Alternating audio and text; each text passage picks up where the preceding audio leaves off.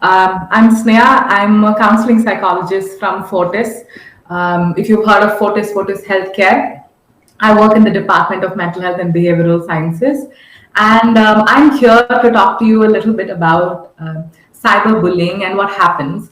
So this is going to be like a more of a comprehensive approach where I'm going to start off with what it is, what it entails, what are the ways that it's happening, how it's impacting us, impacting the people going through cyberbullying, and also what are the approaches we can use to start spreading awareness and also to be able to deal with it in a day-to-day basis.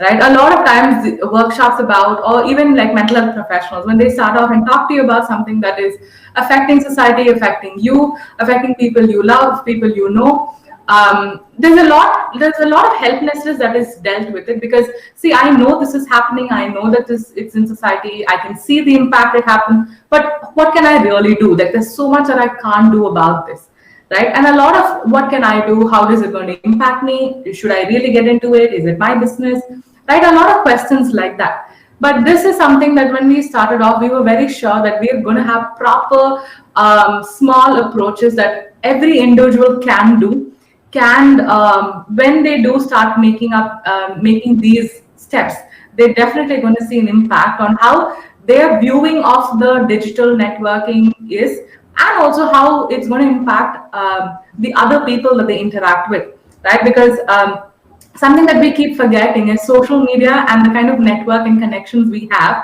is because of we are the reasons that social media works. That the circles that you have on social media has a lot to do with the people you choose to follow, the people you choose to accept, the people who follow you. So somewhere along the way, there's a lot of similarity of choices, similarity of values, similarity of beliefs, right? So it's more so like how they say, you are society and society is part of you, right? So that's exactly how we're starting off when we say the digital network. As much as you might say we're for it, we're against it, it's a complete no, complete yes, I want you to look at the gray of it. And because we're all in the gray, let's remember that we choose the people we are staying in the gray with, right? And with that, I'm going to start off. At any point of time, I want you to know that towards the end, I will answer as many questions as you have, anything related to mental health as well. I'm opening up the bracket. If I know, I will answer it, or else I'll get back to you through Maya, of course. And at any point of time, you want to be voicing your opinion, asking me something, you can unmute and let me know. Or if you want, you can wait till the end. But other than that, it's going to be full on. I'll try and make it as short as possible. I completely understand you're here on a Saturday. And I know that you want to have a good weekend as well. Yeah, so we'll do this very quick and as something that you feel that you've gotten out of this session, right? So I'm going to go right into our presentation.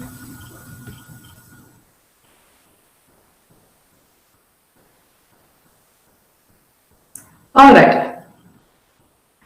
So yes, so this is our, like I was talking to you about, this is our 2.0 campaign where we've moved on to cyberbullying. We're concentrating on what happens and how common is it. Okay, so let's go with the first.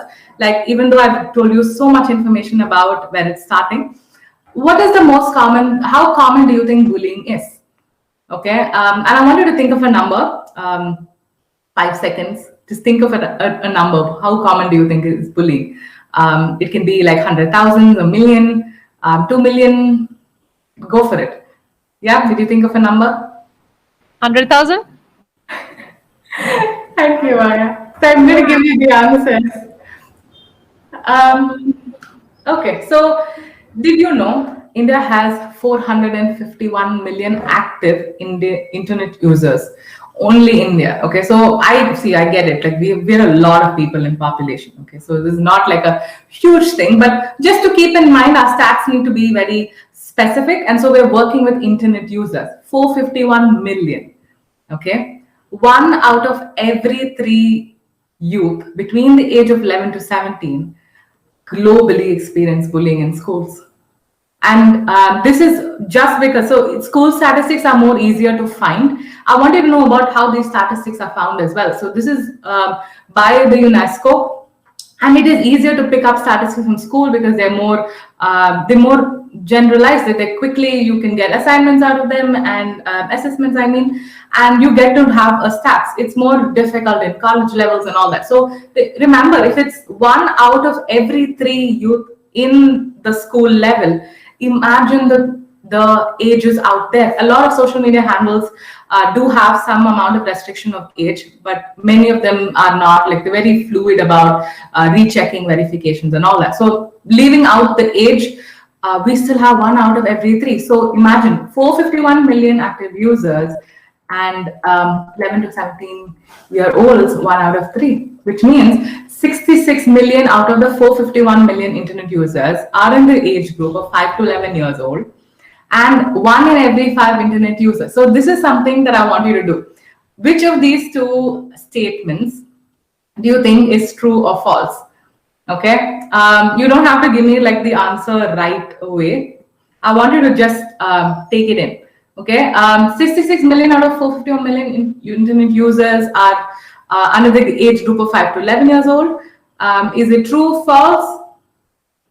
Or do you think 1 in every 5 internet users in India is from the age of 12 to 29 years old? Which statement is true, which one is false? We're just going to go with that. 1 in every 5 internet user would be true, I think. And the other one is false. 5 to 11 years? Oh. I don't know. No, so remember it was, we're working we're working with 11 to 17, but yes, 66 million is a true statement. 66 million out of 451 million internet users from the age group of 5 to 11 years old are true.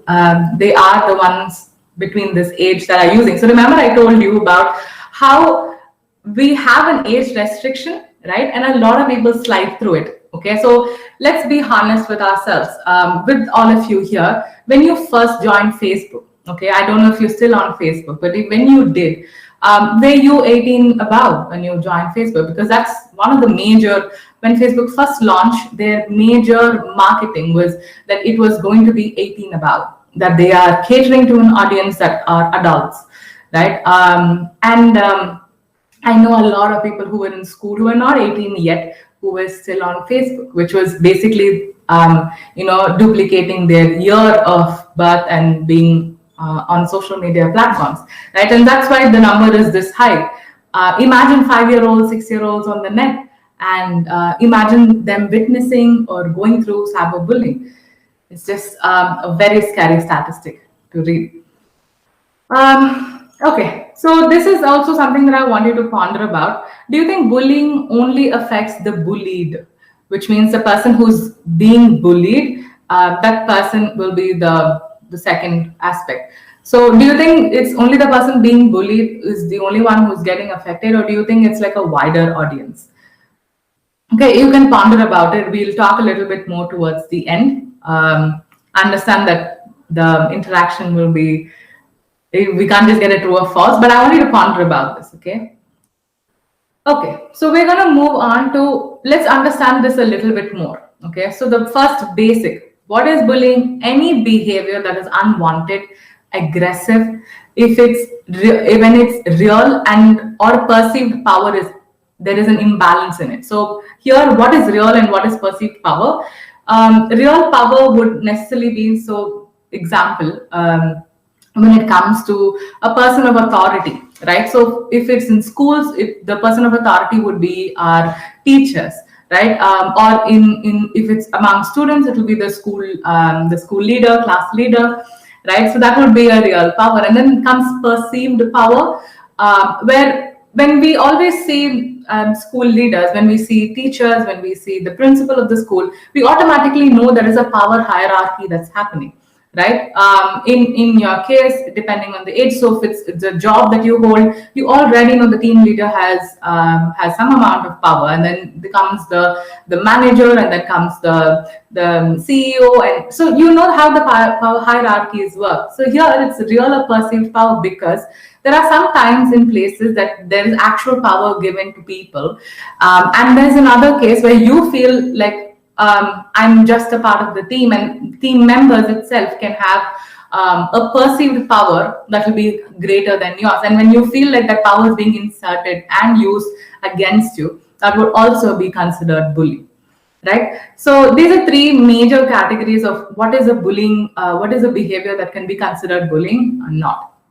Cyberbullying is anything that falls under a digital spectrum. Okay, it can be anything that has a screen. If it has a screen and there's something happening, there's an interaction happening behind the screen, it's automatically, even if it's gaming, even if it's social media, anything that happens with a screen in present, anything with digital devices, and when bullying happens, which is aggressive, unwanted, when there is a power imbalance, it's considered cyberbullying. Okay, so I'm sure you know this about physical bullying. Physical bullying is when there is a physical damage, there's a physical abuse that happens due to bullying, and that would be considered physical bullying. Verbal bullying is anything that is considered unwanted. It can be about hurtful comments, swearing. It can be about talk or communication which is discriminating in nature, putting them down, making them feel insecure about themselves. Because remember, unwanted, aggressive, all of them fall under bullying.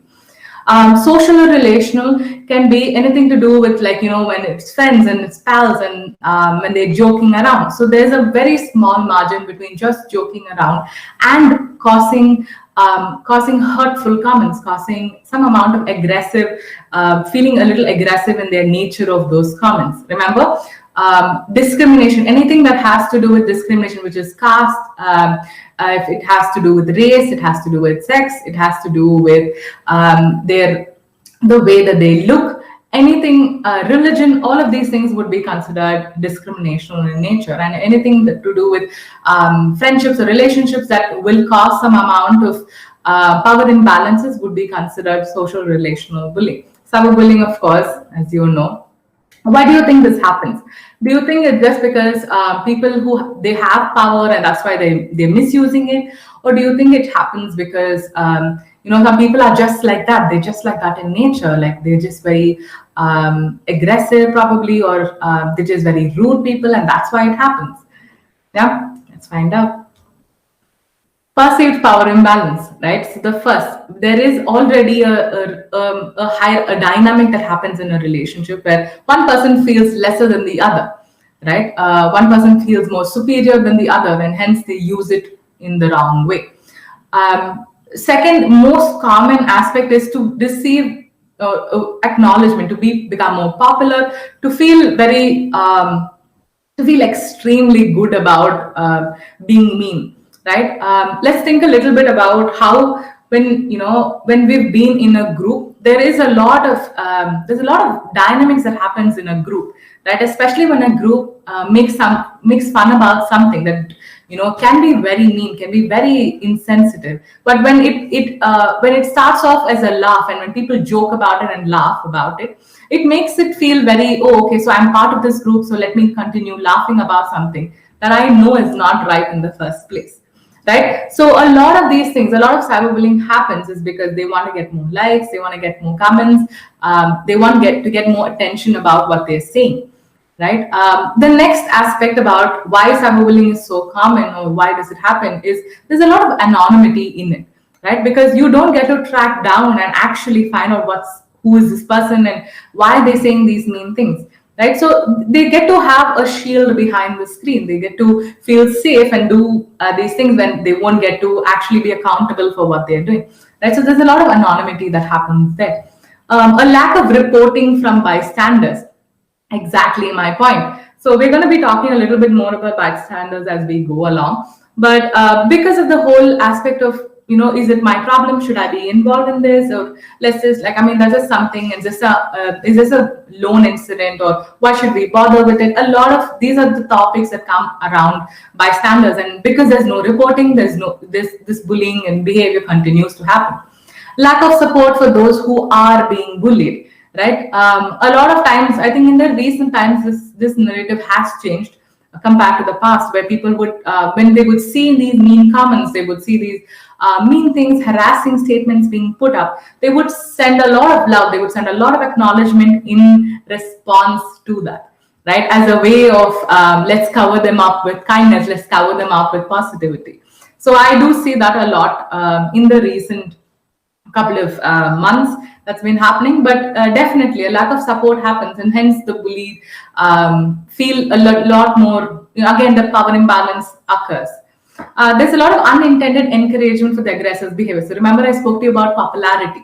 Because there's a lot of attention given to any particular thing, the person, the aggressor, would not know if it's good attention, bad attention. Any attention is welcomed attention, right? So that's why I wanted to think a little bit about the whole group aspect. So even all of us have been in school, all of us have gone through this aspect of how people would want to say something mean to us, or say comment something about us, talk about us behind our back, and we wouldn't feel very comfortable with that, right? And especially when a lot more people were there and a lot more people were silent, it would feel even more discouraging, right? Because you would want someone to stand up, someone to say something, or someone to extend some amount of support, right? Who are the people involved in bullying, right? It's not just the person who's a bully and the victim. It's also the bystander, which is the people who remain quiet, the people who remain silent in the whole process. It can be about, so let's just say your friend puts up a picture, okay, and he or she is, so you're sending a lot of love for the picture, and there's some odd comment that comes in, and which is very insensitive comment, very rude, very mocking comment, and then there is what is your first reaction? Are you angry? Are you feeling sad? Are you shocked? And what is the next step, right? A lot of times it stops with just the first reaction, right? And that makes us become bystanders automatically. A bystander is a person who remains quiet about it, witnesses the incident and remains quiet. Maybe you're a person who went on and you said, hey, so this is happening. Are you fine? Are you okay? You've reached out to the person who was bullied. You've stood up and you said, hey, that's not a nice thing to say. You've stood up to the bully. There's so many things your reaction to it is completely what changes you from becoming a bystander, right? Like I just explained, we're going to be skipping this because I spoke to you. Persistence. So the reason that cyberbullying is happening constantly and in alarming numbers is because of the persistency that happens. So if it was something physical bullying, example, when it happens in schools or when it happens in the office, or it's about physical environments that it happens in, and then you leave the environment and then you feel safe at least. But here we're always connected to digital devices. We're always constantly on social media. We're connected, and it's on our hand. So the event, the occurrence, the trigger is constantly there, right? You get to be in that place, in that instance. So the effect is also equally impactful, right? The negative effect of being cyberbullied is equally impactful because of how persistent it can be. It also is about how permanently and accessible these information is. So something that you'll have to know. So example, you see a post, when you see a picture and you feel that this is not the right thing, it's very crass, it's insensitive, it has some amount of sexual innuendo in it, or you don't want to see it, it's very abusive in nature, and you report it. So remember, what happens with the whole reporting is it will be taken down only when there is an amount of people who report it.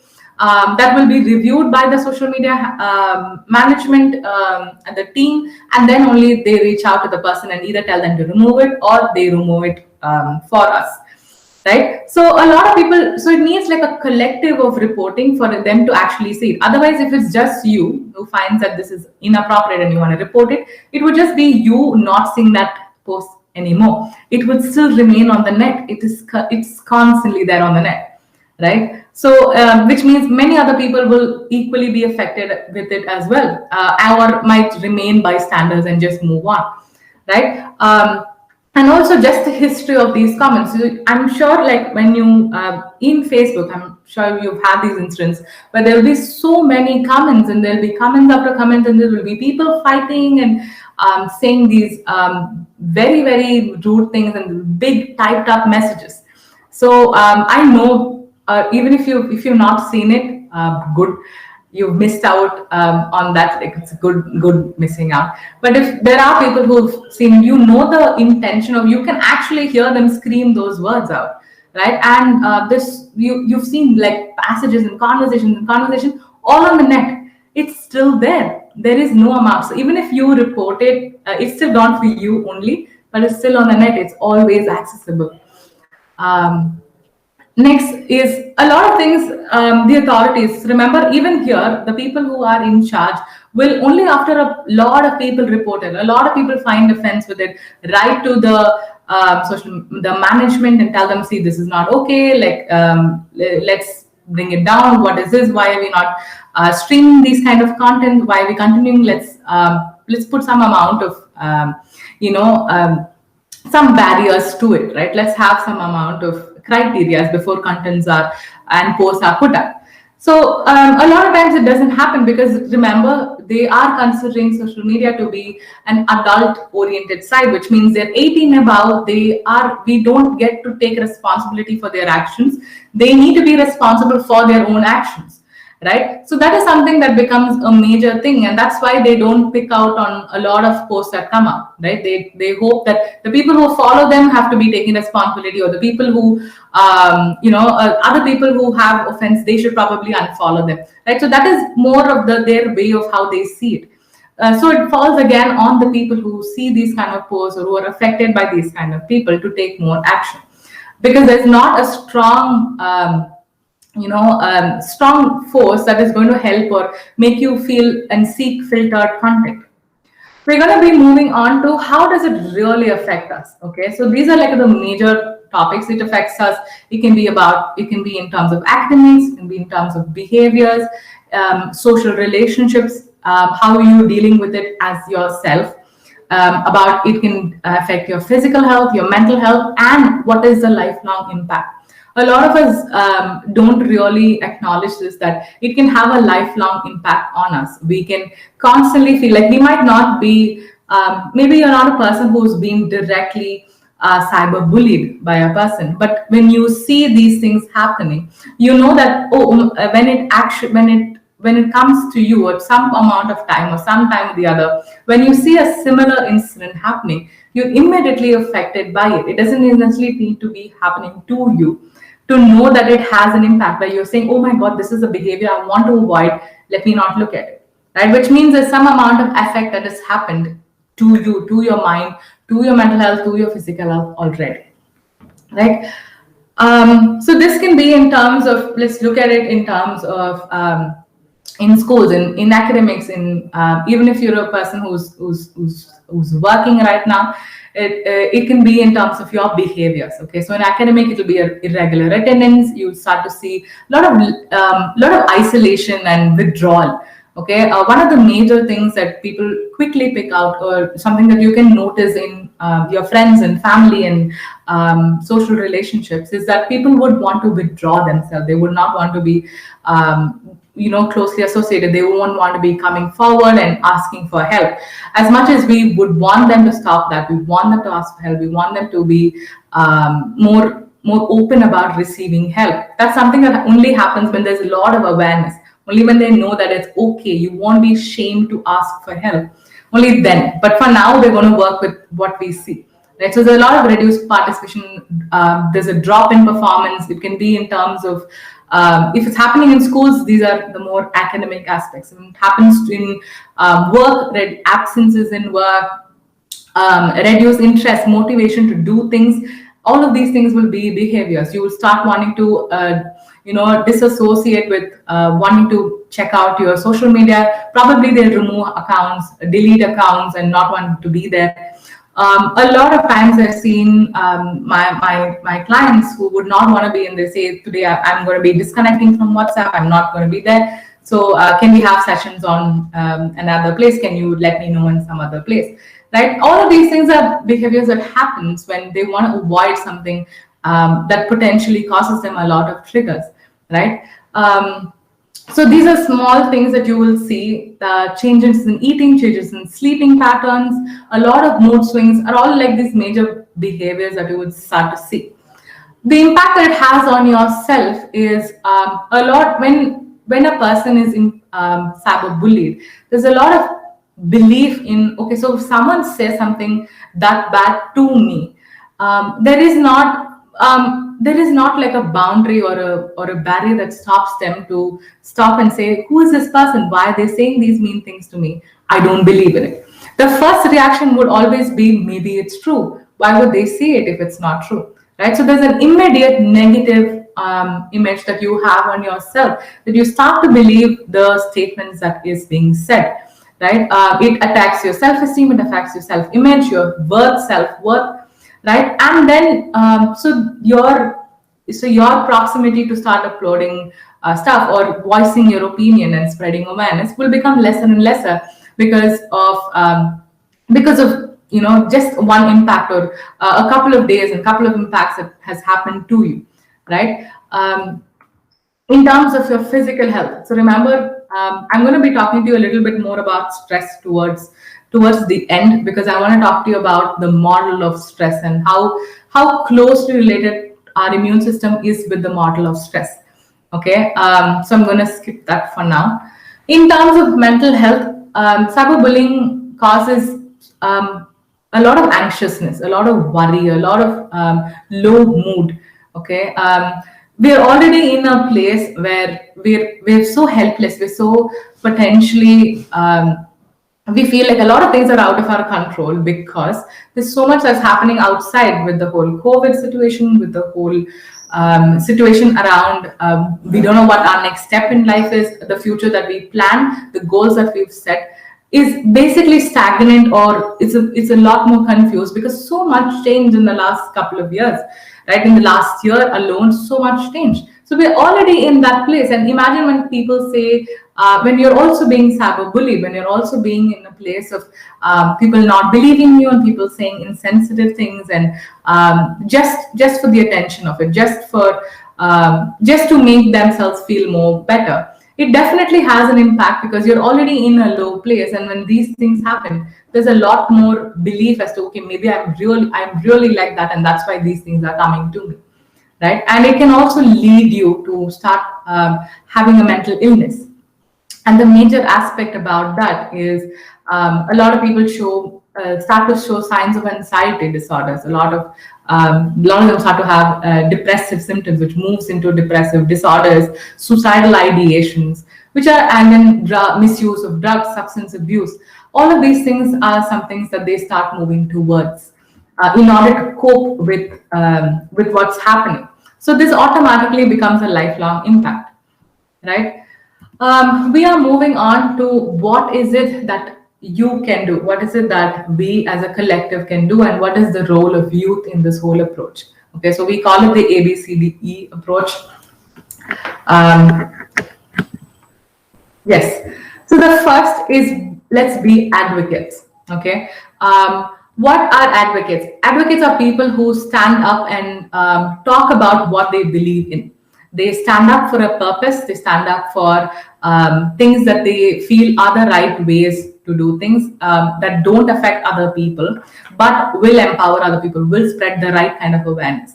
So be advocates, where the next time you watch or witness see cyberbullying happening, you advocate about zero tolerance. You don't turn your eyes away. You don't skip it. You don't simply unfollow. There's also something that you need to be doing about how it's not okay. This can be about forming awareness campaigns. So the next time you speak about it, post this event itself, talking to your family about this. Hey, so I saw a talk today about cyberbullying, and this is what they spoke about. What is it that we can do, right? Make sure you're consistent about it. Okay, so consistency is the major aspect when it comes to being an advocate. It's not like sometimes I'm going to stand up for it, sometimes I'm not. It's not based on convenience. It's not like, oh, but this person is my friend, but like, he or she comes from a good place, but I mean, they don't really mean, right? Try and be more consistent. Have a conversation with them about this. Tell them how you feel, how it sounds like, and though you know they come from a good place, it still comes across as bullying, right? Remember to be consistent with your approach. Start a lot of awareness campaigns. So right now with Fortis, we are working So right now we're having the whole clinical internships with students. We have at least 5 to 6,000 students logging in each day, and something that we've started telling them is to spread awareness about what you're learning, spread awareness about what we're teaching you, and also have these content. So you're already using social media, right? So follow pages that have the right kind of information. Follow pages and talk about cyberbullying, talk about what you can do, what we all can do to start and to spread the word, right? Talk to your friends about it, reach out to people. So this happens also with the purpose. So ask yourself, what is my purpose? Why am I standing up for cyberbullying? What does it mean to me? If you don't have that, all of these processes will be almost, it wouldn't make sense. Right? So start with the purpose, and only then it will go far. We're moving on to B, become upstanders. Remember, it's the exact opposite of being bystanders. Becoming upstanders means you're offering the support, you're not disengaging. You are in the favor of counter interacting with these negative comments. You're putting up more positive things on the internet. You're putting up more helpful things as to if you are being cyberbullied, what do you do? If you've been a person who's a victim of bullying, how can you reach out and get help? Right? Remember to use empathy. Remember to be a person who listens, because simply listening to someone who's gone through a difficult situation is all that is required. They just need a year. They just need years for them to vent for a very brief amount of time. And if you feel like it's a repeated event, definitely they'll have to be moving on to professionals. But just that support that they need, that you can start off with, is all that are responsibilities of upstanders. Remember to respond and report. So when you see something, just don't ignore it. Just don't say that it's a one-time thing, or let's not get into it. It's not our business. If you're going to become an advocate, and when you're becoming an upstander, one of the major things is when you see something that is potentially aggressive, potentially insensitive, discriminatory in nature, is anything to do with bullying behaviors, I want you to report it. Remember to report it so that it doesn't continuously affect other people. Right? It can be handlers, it can be people, it can be these big, even if it's to do with an organization that is putting up the wrong kind of information. Remember to counter interact them and let them know that, hey, so I don't think this is how it works. Can you give us a little more explanation for this? So I'm going to give you an example about it. But right after we finish this, how do you offer support when it comes to cyberbullying? Is first acknowledge that cyberbullying is a common occurrence. Okay, a lot of people. So I think even now, a question I wanted to ask your family. I wanted to ask them: do they think cyberbullying happens? How common is it? Okay, and I want you to actually listen to what they have to say, because a lot of the older generation do not believe in cyberbullying. They don't think it's something that happens. They don't think it's real. They feel like, oh, you're just being, you'll have to be, don't be on social media then. It's more of a black and white approach. If it's happening, don't be there. Right? Not knowing that it's happening, it shouldn't be happening. Let's counteract it in the right way. Right? So ask them this question, you will get to know what's exactly happening. Acknowledge that cyberbullying is a common occurrence. Try and listen to the other person, like I already said. Say something empathetic in terms of, you don't have to. So one major thing I want to make sure you know, a lot of people get stuck in, I don't know how to offer help because I don't know if it's the right thing to say. I don't know if it's the right thing to do. Major things I want you to know is, one, be authentic. Be yourself. It's about the intention of what you're doing. That's what matters. It's not about you saying the perfect thing. There is no perfect thing to say when somebody is going through a difficult time. But there is a thing that comes from your heart, things that comes from who you are. The next is, how do I offer help? What do I do? Ask them.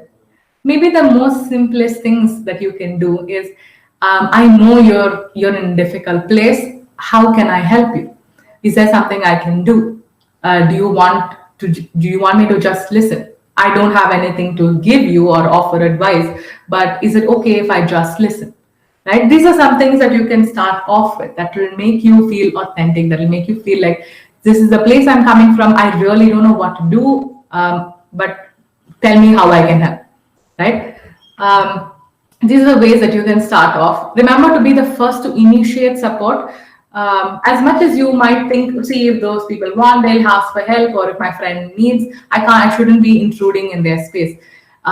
In terms of cyberbullying, try and remember, especially when you're an advocate, especially if you're doing it, if it's being an upstander, reach out. Even if they might not be ready to take the help, you know you've put in an effort. You know that you've reached out, you've said, can I help you? Right? Be consistent with them. When you start to see deteriorating signs, like you saw the impacts of bullying, remember to reach out and ask them, hey, I noticed that you don't seem well. Do you want to talk about it to someone? Right? Make the first step. Remember to critically evaluate is in terms of be an informed consumer. A lot of times, I think just the whole COVID of last year taught us so much about how much misinformation can be a terrible thing in our life, like the WhatsApp forwards, the Facebook messages, so much that it also comes in terms of from the government websites, there'll be like a hack, there'll be like spams coming in, which can be extremely frustrating. And that's why it's even more important for us to know what we are consuming from the media. What is it that we are actually, is it true? Is it something that is backed with facts, research, statistics, right? Remember to question what you're seeing, what you're reading, and what is being shared. Okay, even about the vaccines, right before we started off, the whole thing about how the vaccines were like the most terrible thing, and so many speculations about what was happening, so much about the whole COVID itself was happening. But remember to question these things, remember to read and to abide by official websites, where try and be an informed consumer. Remember to have your opinions, yes, but make opinions from informed decisions. Okay. Read about the same topic, a platform or an information from multiple sources. Remember, these multiple sources must be official websites or have some amount of credibility, which is no, not Wikipedia. Be aware of safety concerns when this happens. Remember to be cautious when you're sharing personal information and constantly update yourself. Don't say that I read it a couple of days back, maybe it's still valid, maybe not. Right? So constantly remember to be up to date with what you're sharing, what you're believing in, especially when it comes to sensitive issues, when you're posting about contents. How do you become social media literate is ask yourself, what is a social media platform? What is the intention behind the media message that is being put? What are the pros and cons of the social media presence? What does it mean to follow, like, and share? What does hashtag mean? Okay, so there are no immediate answers for these. These are things that I want you to ponder about. Okay, because to you, WhatsApp might not be a social media platform at all. But one of the major things about how the whole WhatsApp updation that's happening is it's moving towards, it's also always been a social media platform, by the way, but it's moving towards becoming a more business-oriented platform, which means more ads and more a lot of privacy and concerns that comes into place. So remember to know that what does this social media platform mean to you? What is the intention of them putting up this message? What is it that you're reading? Is there a pro and con? What am I liking? What am I following? Remember, I told you the social media, the people that you have around your digital space are people who need to be carefully selected and curated and looked at, because their content is what your content and your information is. So remember, if you start to feel like I don't like what's being put in front of me, I don't like these sources, it's not making me feel good, unfollow, move on, report the content and go ahead. Remember to notice that it's important that the people that you have around you is very important for the kind of person that you are, for the kind of information you believe in. Right? So with that, remember, to constantly fact check. So if you're already reading from websites that are good sources, then you don't need to fact check. But you will always question, right? I mean, when it comes on your family groups and it comes on those multiple big groups that you hardly ever speak in, and you would say, okay, so what kind of information is this? Should I even forward it? Do I believe in it? That's exactly what I want you to do in all the spectrums of social media that you're already in, right?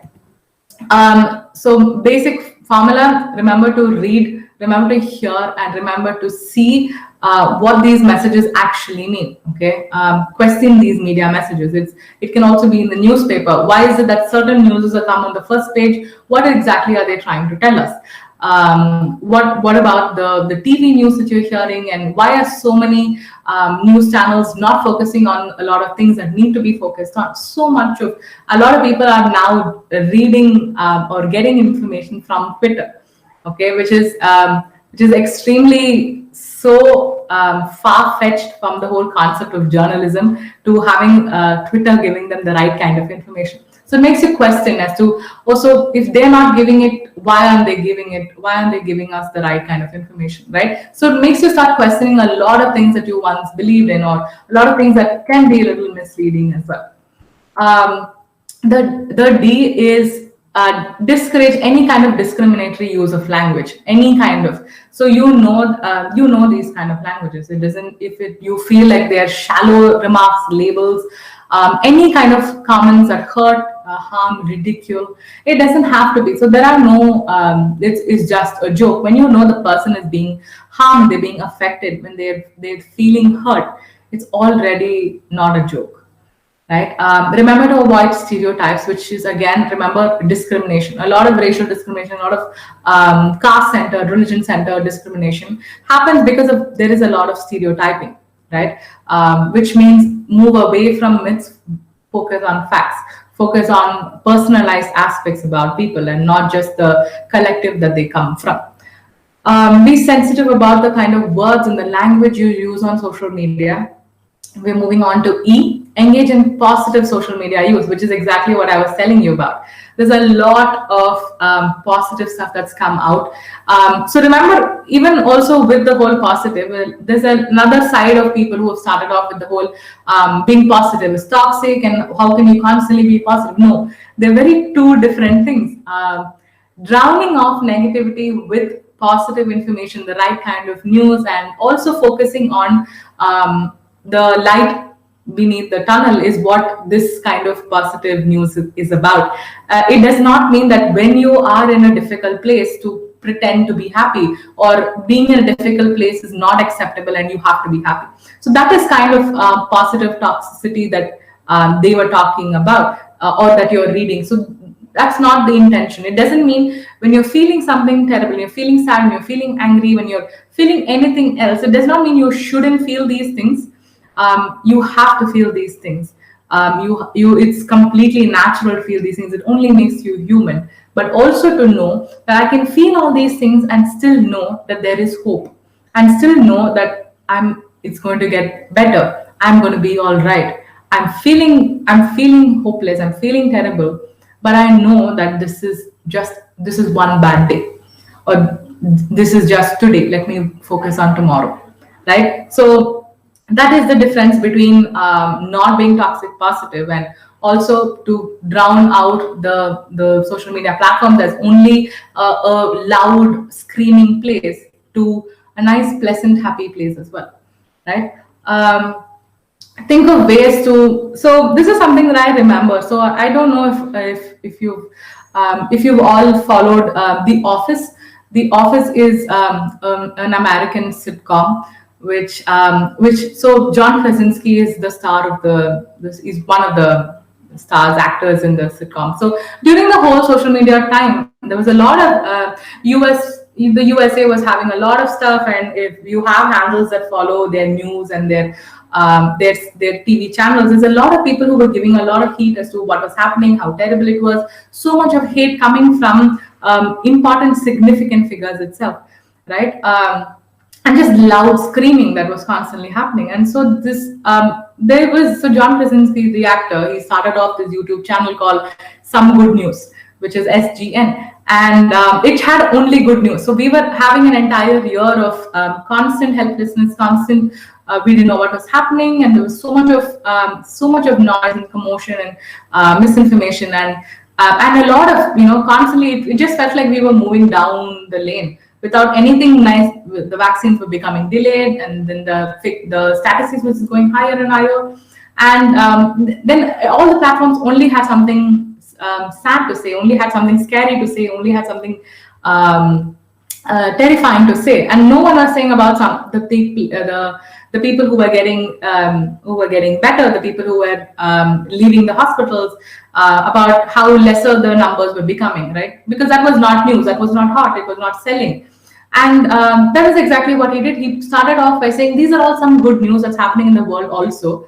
But let's not just focus on what is happening right there. It's happening, yes, but there's also other things happening, right? So that was a major thing that if you've seen the show, you will know. He'll talk about how people were helping each other, how people were being considerate, people were moving towards closer to family, and how that helped them, how they felt more at home. A lot of things were also happening side by side that needed to be shown to people, especially because they were giving up, right? So we'll talk a little bit more when we move to questions and answers about it. Communicate thoughtfully. That is like a major thing. Remember to think before you type. This is not just about your Facebook post. So I want you to remember a time where when you were like younger, very slightly younger, when you just started off on Facebook, or you just started off on Instagram, and you would have these big posts, big write-ups about posts, and you would I've definitely had friends who did that. Okay, so if you can relate, you'll have these big words, big sentences that you would be writing about the post and what it means to you, and you will double check. You will check your grammar, you will check the content, you will check how is it make sense, is it nice, is it cool, will like people like it. I know that that's not the intention here, but I want you to think about it like it's your first Facebook post, it's your first Instagram post, and ask yourself, add it to it. Is it sensitive? Am I being a sensitive human being? Am I being kind? Am I hurting anyone in the process? Is it the right thing to do? Right? Those are some things that I want you to think of as to the kind of impact it would have had on your social life. That's exactly what we're trying to let you know here as well. Communicate thoughtfully. Remember to think before you type. This is like a brief review as to what we've been saying. A, try and be an advocate, which means you stand up for bullying. You're saying there's no tolerance for bullying. You're consistent with it. B, when you become upstanders, you're offering support. You're reaching out to them and saying, hey, let's talk about this. Okay. C, you're critically evaluating what kind of a consumer you are. You're asking yourself, am I a social media literate? The fourth is you're discouraging any kind of use of discriminatory language, which means zero tolerance to any kind of remarks, any kind of bullying, any kind of crass language, any kind of swearing, anything that you feel is insensitive is not okay. The fifth is engage in positive social media use, which means you put in an effort. There is a collective from as a society and as you to put out something nice there. Okay. So we're moving on to not just the ABCD approach, but as a person. Okay. One of the major things that you can be doing also is have a digital detox. I cannot tell you how important this is. I have a lot of workshops with school students. A lot of them have so much difficulty in disengaging from their digital platforms. They find it extremely scary as to what if I'm not there and something happens? Like I will not be notified of it, or they constantly want to be available for their friends. And it just feels extremely scary to keep their gadgets without, like, if you shut off notifications, they can't do that. They always want to keep surfing, and so the dependency is starting to become a major concern. One of the things that you can be doing for your mental health and also for your digital health is to start to detox, reduce the amount of time. So probably in a week, a lot of smartphones right now have this option of they have this thing called a digital well-being app, or is something that you can have as to how many hours you're on the app, how many hours you're on each platform, each Instagram, on Facebook, on Twitter. You get to know how many hours you are, and you can time yourself as to, it'll notify that you're been surfing for 2 hours, you've been surfing for 3 hours, and you get to know towards the end of the week how many hours in total. So try and reduce the amount of time. Remember, you can't just cut it in half. Let's be realistic. Reduce the amount of time. Take a lot more breaks and some amount of screen time. It will help with your physical health as well. Engage in a lot more activities that have to do with nothing with screens. Something that we did but for World Health Day was have like a designated amount of time, a couple of hours in that day, to do activities without your screens, right? Don't even look up your screens for what kind of games you can play as a family, or what kind of painting you can do, or just have, not even for music, right? You can hum along and paint something out of your memory, out of your imagination, right? So no screen time for that 2 hours where you just do something around the house. It can be gardening, it can be cycling, taking a walk, meeting up a friend without gadgets, right? Remember to spend time with your support systems, which means people you trust, people you believe in, people who are encouraging and show you and make you feel supported and guide you in the right way. Try and become role models for it. So I want you to know that there is no criteria, especially in this time and age when you are a social media person. Everyone's becoming an influencer. Everyone's becoming a person who has an opinion on the net. So I wanted to know, when you know that you are becoming an advocate, when you're propagating for something that you know is going to benefit other people, is not causing harm to anyone, is not causing harm to yourself, then you automatically know that you are standing up for a reason that is only going to empower other people, right? So remember to be that positive influence, especially when you come from a place of power. Maybe the power place can also be you being an elder sibling, you being a part of your family, and you know this information and you withdraw from telling them this information. When you keep it to yourself, itself can be you not wanting to save the right to, okay, so this is me giving you a positive influence on what happens on social media and what we can be doing about it, right? So try and spread awareness even in the smallest places that you can think of. Okay, we are pausing right here. Yeah, okay. So, and I'm going to be quickly telling you about how stress and your immune system works. So around the time that we started speaking about the whole COVID and the whole aspect of why is it that they were all telling you to take care of your mental health, you can't be stressed out, and it's causing a lot more mental health issues other than just physical issues, is our body is made in a way that our body and mind are connected really well. Okay, a lot of times we were told that they aren't, or we've not been given enough information on how important mental health is, and hence there's a lot of disconnect as to how well our body reacts when our mind doesn't feel good. Okay, so that's exactly why when you are feeling psychologically stressed, which means you feel stuck, you feel stagnant, you feel like you don't have a solution to the problem, you start to feel very jittery, you start to feel very extremely worried, because you feel like you're on an island and you can't get away. There are no boats, there is no way of escaping, and you feel so stuck. And that will make you feel psychologically stressed, because that's exactly the way. When you don't have a solution for a problem you're having, that automatically leads us to stress. It makes our body start to see that you are in danger, and how do we help it, right? So remember, the body is starting to scan yourself, and when it's starting to scan, it notices that you don't have any physical injury. What's happening? Why are you still so distressed? And then it moves on to how your immune system says maybe it's a malfunction. So your immune system is the system in your body that is going to say, at any point of time, I'm an army that will attack when something new comes in, right? I'm prepared for you, don't worry. So when it starts to detect that it's a malfunction, it's going to start reducing because hey, so no one's at the door. Why are we here, right? And so they'll start retreating and they'll just become reduced in number. So when you act, and that is why we get fever and cold and sore throats and all these physical ailments. Sometimes people will complain. I have patients who've come in for sessions complaining that they had this major pain, major neck pain, they had back pain, and there would not be anything physically wrong with them. They've taken so many tests, but it was psychological that made itself physiological, because that was the only way that our body said, "Hey, I think you need help now. Let's go get help." Right? So that is why we start to receive all these fever, cold, and all that is a manifestation of psychological stress that didn't stand there and move towards the other. So this is a way of why they say when you are stressed, work with relieving it in the psychological level.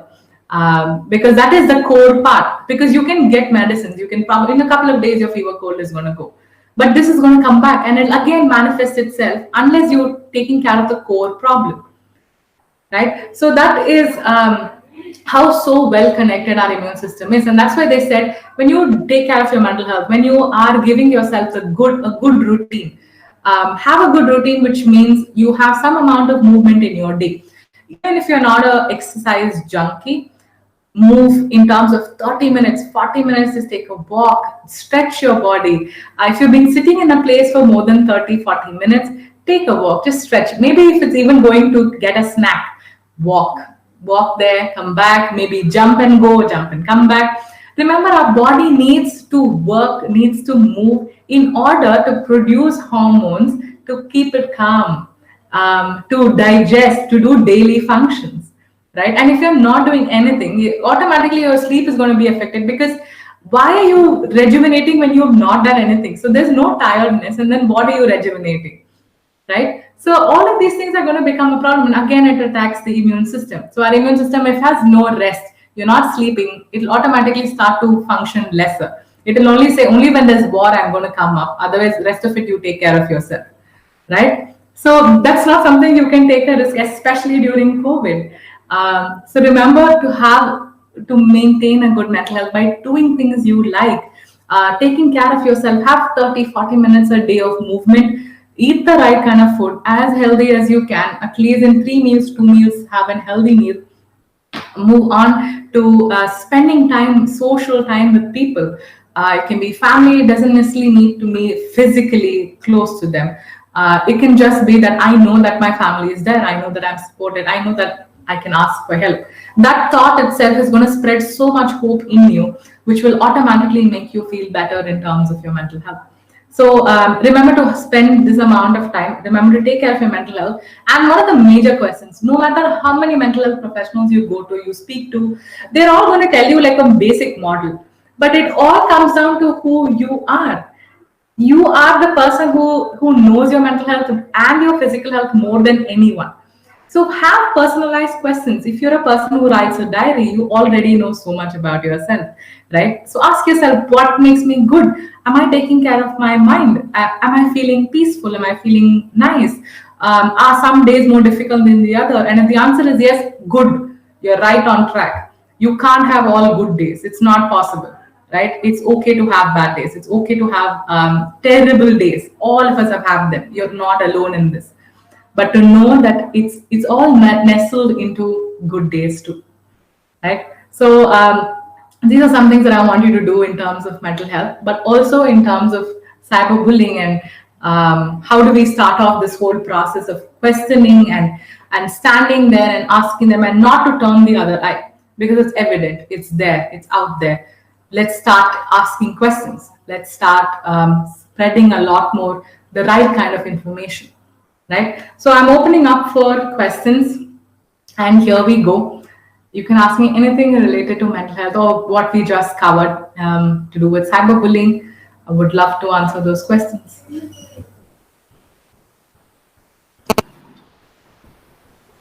Guys, any questions? You can type in the chat box if you want. Thank you.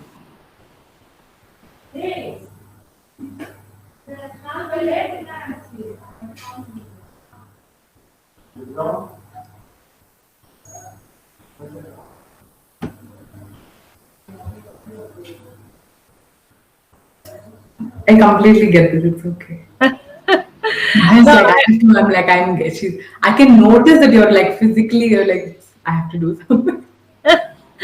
yeah, well, I don't think there's much questions there. So I think because it was pretty much, self understandable. Okay, excellent class, ma'am. Yeah, okay. So, ma'am, there is a feedback saying that it's excellent class. Srila, could you float the feedback form, please? So that please fill in your feedback for the session, ma'am. We will share our feedback with you.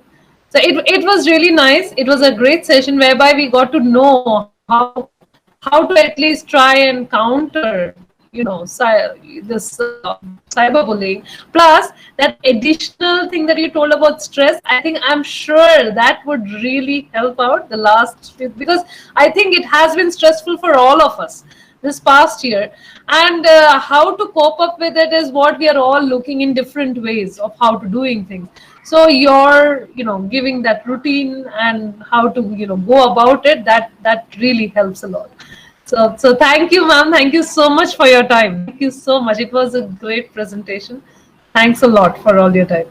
Thank you so much, Maya. And like I said, it's something that we do with a lot of students, and so because of that whole interaction aspect, and also there's so much of technicality in this. Like we can't just say that do this and do this next and do that. It needs to have some amount of, okay, so why are we doing this? And there's a lot of questioning that comes up, and hence that's why the presentation is. So most of it I tried and skipped because like we're talking about it, and so then they'll get it. But I think it's somewhere, even if it's something that maybe you don't finish this presentation and you go back and you're like, hey, I'm scanning for all these people who say mean things, and I'm going to. It doesn't have to be immediate, but if it starts happening, if you're in a place where you're questioning, you're pondering about, oh, so what did this person say? What does she mean? We're already in a good place then, right? You're already in the right track, right? Because we're only starting this conversation, and that's exactly what you'll be doing also.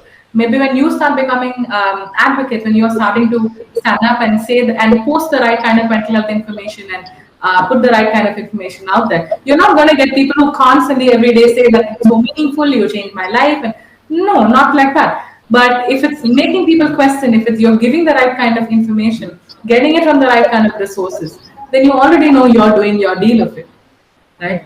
Yes, So totally, totally. So nice, so energetic. The class, it's very nice the way you speak, ma'am.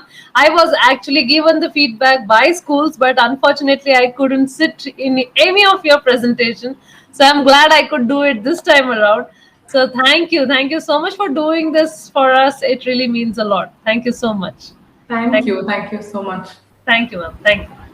Okay, take care. Bye. Thank you, students. Thank you.